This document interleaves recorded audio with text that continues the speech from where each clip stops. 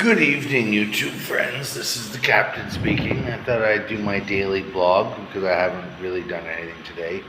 I did a few tiny little shorts showing people how we cook chicken fingers, but that's on the Facebook page, Captain's Western Foods in San Carlos. Feel free to like and follow there. We do a few little food videos a day there. But I haven't had a customer all day. That's fine. It's raining hard, so it is what it is. It was prep day.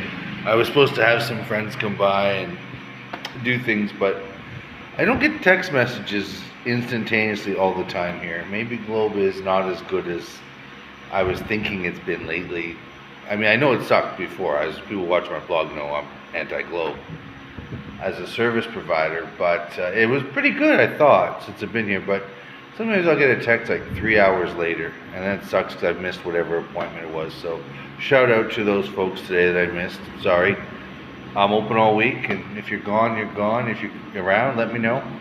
Plus, I am open late, so if it's just that they want to try my food, and I want them to try my food, of course. And I have indoor seating, so even when it's raining, I can just bring the tables in and do the indoor seating thing, right? So, yeah, so I didn't get any replies to job hunting people or potential business partners.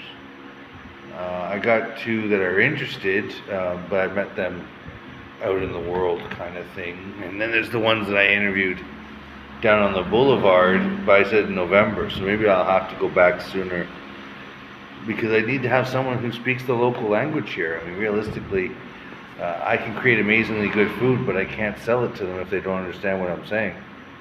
So, and then there's, I can't keep waiting for the TIN. Either it happens with the partner or it doesn't, and then if it doesn't, I gotta find someone else to do it. And ironically enough, even though I was only in Dumaguete for a few hours and talked to 2 or 3 people, I got like 7 emails from people saying I should be opening up there who watched this blog, and I didn't know I had such a fan base in Dumaguete, so thank you folks. My thing is I didn't find Dumaguete, I mean I didn't spend any time there, so I can't really assess the place. I don't want to downgrade the place or say anything bad about it, because I don't know. I haven't been there. I was there in and out, bought a bike, drove it home. But, I mean, it does have a lot of Westerns. Now, the ones I saw in the malls were all really old, decrepit guys, so they're probably eating just soup and soft bread. I mean, I'm not going to get them. But there's got to be others. So, when I do immigration, if we do immigration, meaning we're going to stay here, because the next one is the big expensive one with the ACR card for 60 days and this and that. And it's more expensive to do that immigration renew than to fly to Thailand and spend a week of lodging there. So, and I think I need the detox. Like, if I'm going to be empty-housed, I bought stock this week. I'm going to give it 1 more week, but then if I don't get things ironed out, I'm going to have to, surrender this house. I'll tell the landlady, hey, can't do it, not going to do it, and I'll see about taking this all in a van somewhere, leaving it. Like, I saw so many wonderfully cheap places on the highway between here and Dumaguete, and I don't mind being in the middle of nowhere if it's literally just a storage base, something I can really securely lock up and just leave all my stuff in it, right? And then do the bike thing, travel around on my bike, or go to Thailand, do a week or 2 or 3 there so I can come back here. And when I come back here, I only have 1 renew for visa for 4,000 pesos till Christmas, and then go home to Canada, collect my money, do fish for the season. I am having problems with my Facebook page, though. I mean, I was trying to build the Captain's Western Foods in San Carlos page for some reason, the feed on a new page is always all these other people who want to build your page, reach 10,000 followers, blah, blah, blah, blah. So I just started saying, I'm in, yep, I'm interested, yep. I mentioned the page here, I mean, I guess I did too many, too fast, because Facebook blocked me from posting. So I can post on my actual pages, but I can't comment in other people's pages. So it says it's a temporary block. and going on YouTube here to try and figure out exactly how long that lasts or what it entails, there really wasn't any answers. So I guess I took the one advice of just doing an actual report and sending it to Facebook saying, what's up? I'm not saying anything bad, I'm not doing anything wrong. Yeah, I posted a lot, but I'm posting on pages that are asking me to post on their pages. So we'll see how that goes. I'll keep you updated. But it limits my ability to communicate with my customers in Canada. That's the real reason why I care. Not being able to comment about ugly things or stupid things on the social platform doesn't really matter to me. I do it more when I'm bored or had a few too many drinks. Like most of the people who comment on my page, negative stuff. I'm sure they're drunk when they were making the comments. Shout out to the haters. But no, I put an ad out on my normal Canadian business pages saying if there's enough interest in orders for Christmas and New Year's, that will motivate me to come home. I know I've got at least 2 clients that their sizable order definitely covers my ticket home. But then I can't just be going home for a ticket home. I mean, I'm going to need to feed myself when I'm there, rent a car when I'm there, and then a ticket back. And I don't want to just come back with no money. So all I did was service some clients.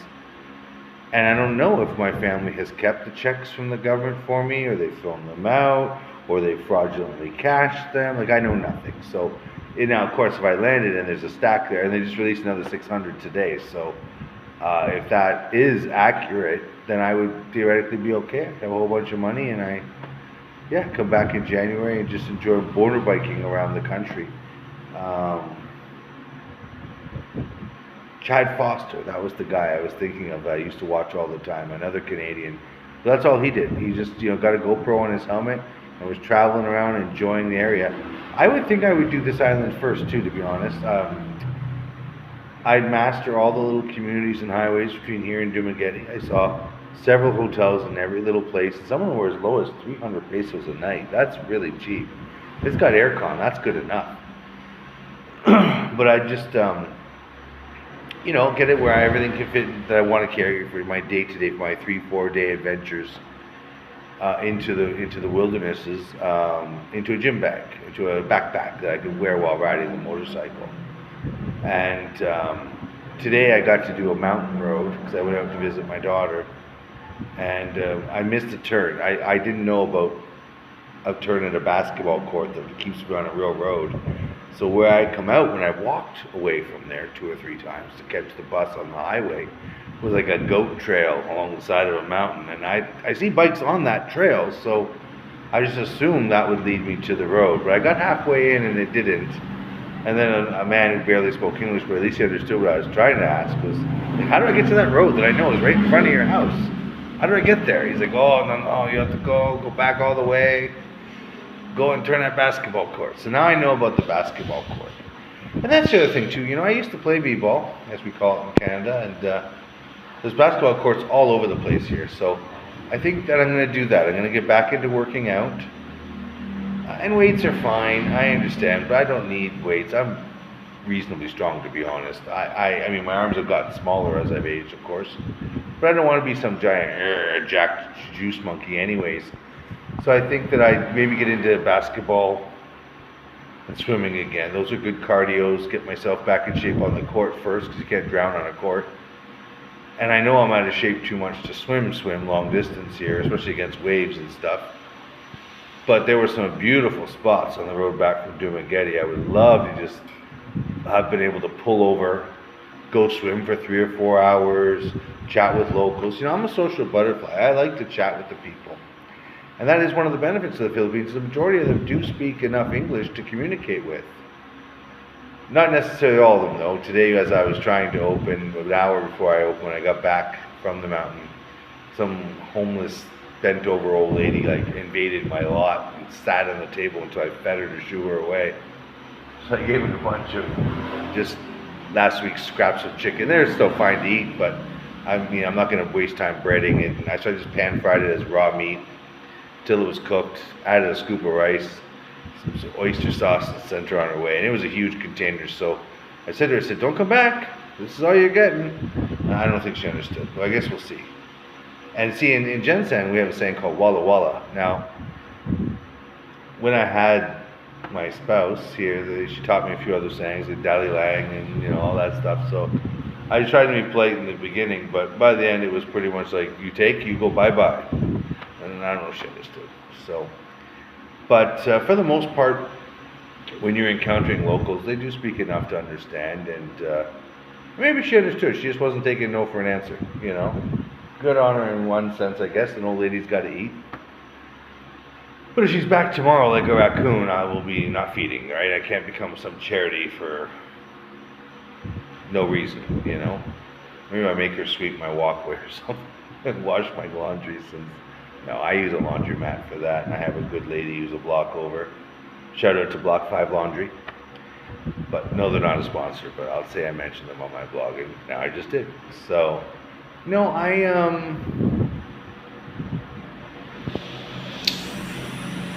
want to keep it easy on myself, and like I said, if I'm going to be alone, maybe next week I won't buy stock. If I surrender the place, I'll know within the next 3 or 4 days, because I'm paid up till November. So, that's past the visa. So if I'm leaving, I'll leave, and I'll still technically have this place for 2 weeks, or a week at least. But it'll be empty. I'll have emptied everything, and I'll get someone to come and clean it. So at least the landlady can't be like, oh, he was a bad tenant. No, I'm always a good tenant. But, and then, if I can take all my equipment and just leave it somewhere along the road between here and Dumageddon, and then if I come back, I open in Dumageddon. Unless the business picks up here a lot in the next week or two. I have some fans. I did, like last week, I did decent sales actually for week 2. I'm not going to complain. And today is only day 1 of week 3, so who knows, right? Maybe I'm going to get slammed. It's only 7:30. I'm open till midnight. And it is raining. So we'll see how that goes. And then, but if I don't get rid of all the equipment, I can reopen almost anywhere. When I find the partner, someone who can get me the TIN or the BIR and all that fun stuff.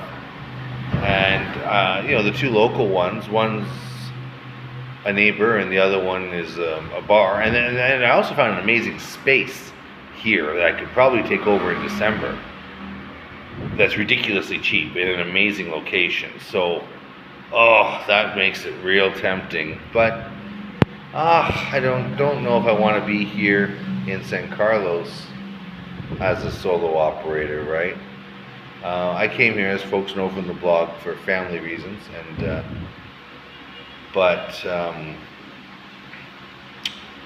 Dumageddon, like I said, there's so many bloggers that talk shit about it, that say it's a bad place, it's this, it's that, and it's definitely a gold digger central. Like, the women that go there to prey on Westerners.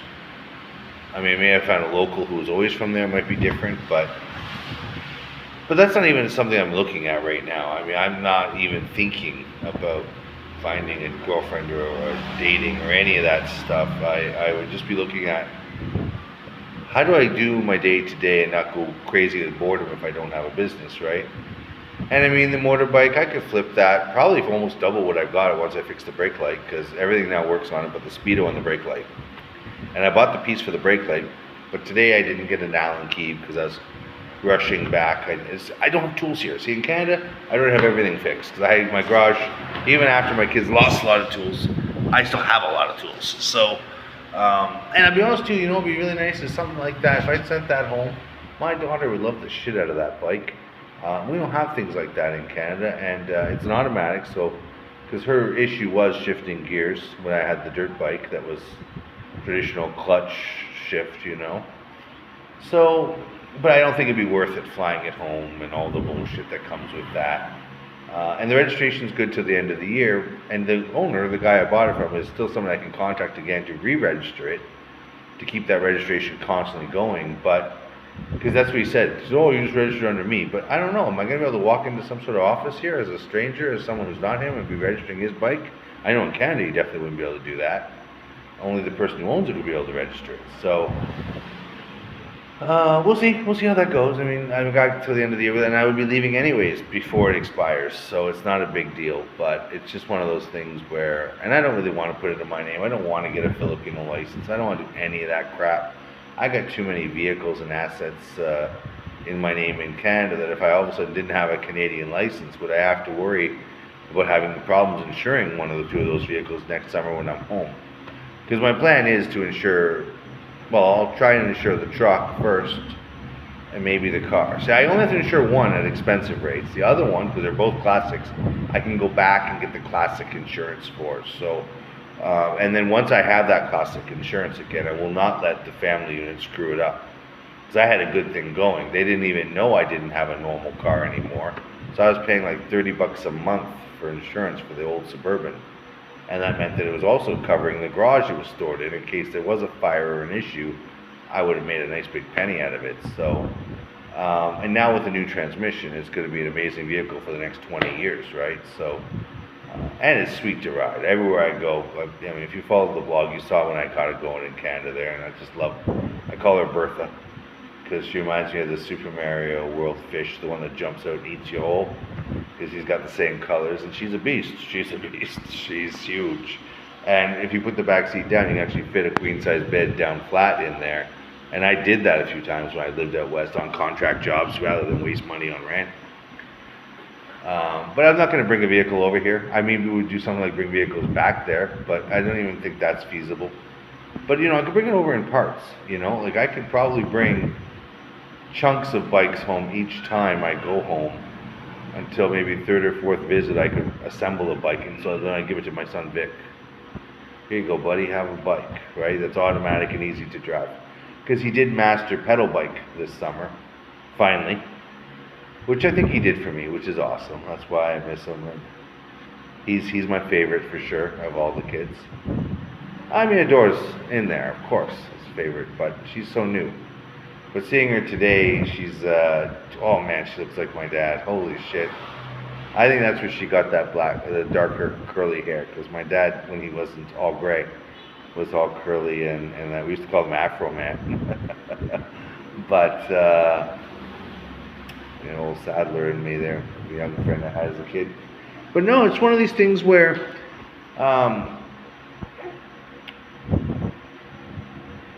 everything's still up in the air about what I'm going to do over the next 3 to 6 months. Now, you know, one of the things is part of the whole concept of these captains' bars, restaurants is so that when my Western people come over, and there are thousands of them, like I got guys who were pretty pissed off when I came home for Christmas and didn't get back into the game and didn't open something up there and wasn't going into the Western side of the country where most of my friends live now and hang in with them and stuff. But I was like, I can't. I mean, if I'm back in Canada, I'm back in Canada to spend time with my kids, with my family, right? I missed Vic so much when I was gone. You know, I missed my dogs. Like, I'll be honest with you, last night I went and took a walk with a little bucket of chicken meat that was cooked to my old club meat for the club sandwiches because it was the end of my week. I mean, it still was edible. I was snacking on it as I was walking. I'm fine today. But it's one of these things where I was looking for these puppies I was playing with. They were across the street from my friend's house, this Norwegian I have, who has a piece of land here. I put him up on the blog, and I know he's still selling the land, but I walked that entire section of the barangay, and I could not find that house again. And if I had found that empty property, if I had found that empty property, I would have been able to just go across the street, play with those dogs, because I was in a, you know, bit of a bummed out place, and you know, when I've lost my zen now, I'm starting to suffer mild amounts of anger, mild amounts of irritation, sadness, you know, and I'm not really happy. But as I said in my other blog, I focus on the work. That helps. I'm going to work on scripts later on tonight if no customers come, because I haven't heard from the streamer since I submitted things at the end of May. Several months later now, and when they did send back, they were fine with it, but they expected to see more for the synopsis. So I'll flesh out the entire season 2 with like dialogue and standing points, and you know, make a real script just to get that done. Because even if they won't take it, I mean, shit, AI does now, right? I mean, I keep watching people's channels that I follow on YouTube that are doing stuff with AI, and how you can make a whole episode with AI now. So I'm going to look into that, especially if I'm just traveling around on the bike during the day, holed up in cheap little hotels at night, If that's going to be my future here, then yeah, I won't focus on the people at all. I won't focus on trying to make an income here or build a life here. I'll just live on the cheapness of here, travel around, swim in the oceans, um, and work on the show. That's definitely one plan. And I mean, I can do the same thing in Thailand. Problem is, can't live as cheaply in Thailand as I can here. That's a big factor. Um, and so I can if I'm in an elephant park, but the trade-off for the cheap stay is you are actually helping with the animals and the guides and the touring. So I'm going to be busy all day doing that. And of course, I would blog about it without mentioning the location to get that location in trouble, because I don't want haters to report what they do regarding, oh, he's volunteering and that's against Thai law. I'm not volunteering. I'm paying to stay, and I'm paying to play with the animals, bathe the animals, take care of the animals. So technically, I'm a paid guest.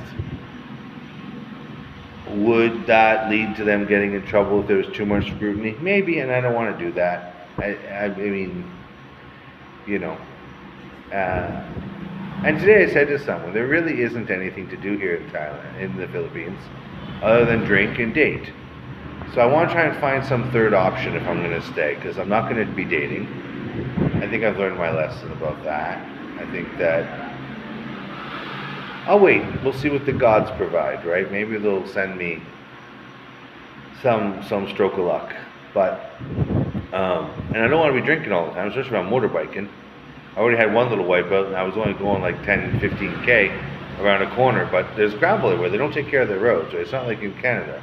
Now there was some sections today on the way down from the mountain. The road's perfect and new and mint, and it was sweet. And I got to open the bike up in fourth gear, because it only has 4 gears.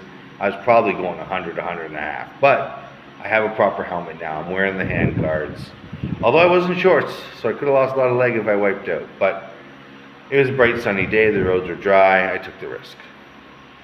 But no, it's one of those things where I think I would enjoy just driving around, and that would make great vlogs. So like, follow, subscribe, and you get to watch all those adventures as they unfold. And share this vlog with other people. Tell them, hey, if you watch Captain Jim, feel free, haters, to make your own videos about me, or fans like Zad Grandberg, Shoulders, all these other people who want to see my base grow. I'm an entertaining story, so why not? And I'm always willing to guest on other people's shows.